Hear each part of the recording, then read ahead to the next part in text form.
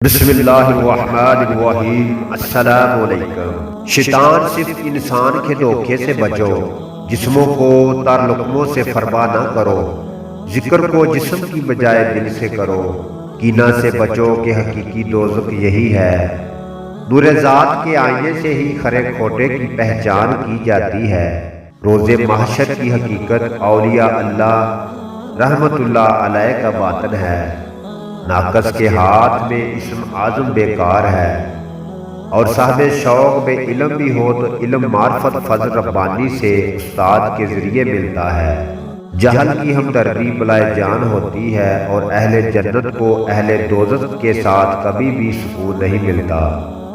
عقل مندی یہ ہے کہ اپنی اوقات کو پہچانو، اور مہربانی رحمت کے بھروسے پر بے ادب نہ بن جاؤ۔ نا اہل کے ہاتھ میں علم حق کی مثال ایسی ہے جیسی کہ شاہی باز کا بڑیا کے ہاتھوں پر پنجے اور چونچ کٹوا بیٹھنا۔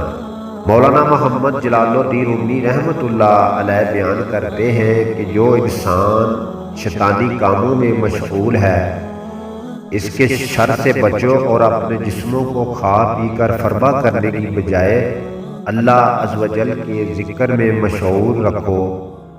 اور اگر تم قیامت کی حقیقت جاننا چاہتے ہو تو اولیاء اللہ رحمت اللہ علیہ کی صحبت اختیار کرو۔